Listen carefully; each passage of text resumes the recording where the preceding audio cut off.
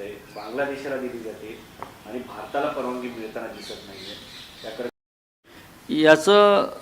याच्याकडे बघण्याचं कारणच नाही. हा विषय न बघण्यासारखाच आहे.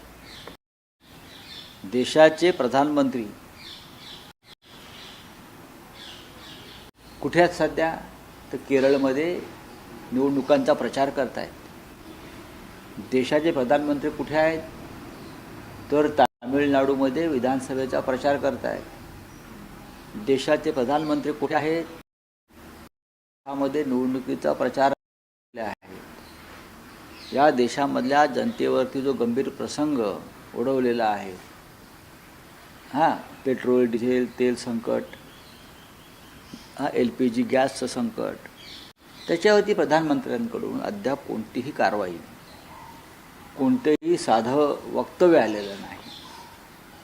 हे फक्त निवडणुका जिंकण्यामध्ये आणि त्यासाठी सरकारी तिजोरीचा अमाप खर्च करण्यामध्ये. हा प्रवास जो चालला आहे सरकारी खर्चानंच चालला आहे ना.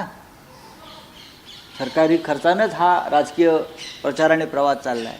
त्याच्यामुळे देशाचं दुर्दैव आहे की अशा प्रकारचे संवेदनशून्य प्रधानमंत्री आम्हाला लाभलेले आहेत. परराष्ट्र धोरणामध्ये जो बदल झाला, आपला इराण मित्र राष्ट्र होता, आता अलीकडच्या काळामध्ये जो बदल केला त्याचा परिणाम देशाला भोगावा लागतोय का? नक्कीच. या देशाला क्षणी परराष्ट्र धोरण नाही. नरेंद्र मोदी यांना जगामध्ये कोणताही मान आणि प्रतिष्ठा राहिलेली नाही नेते म्हणून. एकेकाळी जागतिक राजकारणामध्ये आणि जागतिक घडामोडी भारताला, या देशाला फार महत्त्व होतं की भारताची भूमिका काय आहे. पण मोदी आल्यापासून भारताच्या भूमिकेला कोणतेही महत्त्व राहिलं नाही. इराणचं युद्ध, इस्रायलबरोबरचं, त्याच्यामध्ये भारताची भूमिका असायला हवी.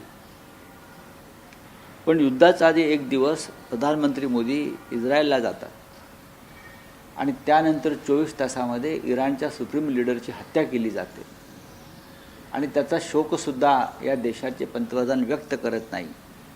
याचा अर्थ तुम्ही कोणाच्या तरी दबावाखाली आहात, कोणीतरी तुम्हाला ब्लॅकमेल करताय, कोणीतरी तुमच्यावरती लक्ष ठेवून आहे. सध्या गॅसमुळं म्हणजे स्वयंपाकघरापर्यंत युद्ध पोहोचलंय. या संदर्भामध्ये सर्वपक्षीय बैठकीची मागणी समोर. नाही, तसं काय नाही, काही घाबरून जायची गरज नाही आहे. फक्त जय श्रीराम म्हणायचं, घरी सिलेंडर येतील. भारतीय जनता पक्षाचा जो मंत्र आहे की जय श्रीराम म्हणायचं, की जय नमो नमो म्हणायचं, म्हणजे तुम्हाला घरपोच सिलेंडर LPG आपोआप येणार. घरपोच सिलेंडर, फक्त तुम्ही जय श्रीराम म्हणायचं. नमो नमो नमो नमो हा एक मंत्र आहे. या मंत्रानंतर तुम्हाला घरपोच सिलेंडर वगैरे सगळं मिळेल. पेट्रोल डिझेल तुम्हाला घरपोच येईल, बरं का, तुमच्या दारामध्ये पाय घेऊन येतील.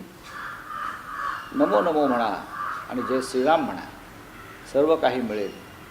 इतक्या स्तरावर या देशामध्ये अंधभक्ती या लोकांनी भरवल्यामुळे या देशातल्या प्रमुख प्रश्नांची चिंता कोणाला वाटत नाही. बोले सर्व राज्यांच्या मुख्यमंत्र्यांची एकत्रित काय होणार नाही, सर्वपक्षीय बैठक होईल असं वाटतं. काय होणार नाही. मोदींना नाही, आम्ही तर मागणी करतोच आहोत.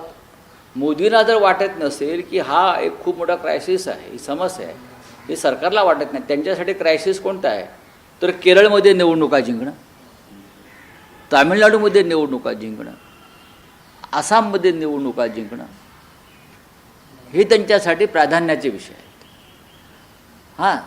तेलाचा इंधन तुटवडा, LPGचा तुटवडा, त्यातून निर्माण होणारी बेरोजगारी, 40% रेस्टॉरंट बंद होताना दिसत आहेत. हजारो अनऑर्गनाइज कामगार मजूर आहेत, ते बेकार होतील. त्या संदर्भात कोणाला चिंता नाहीच आहे.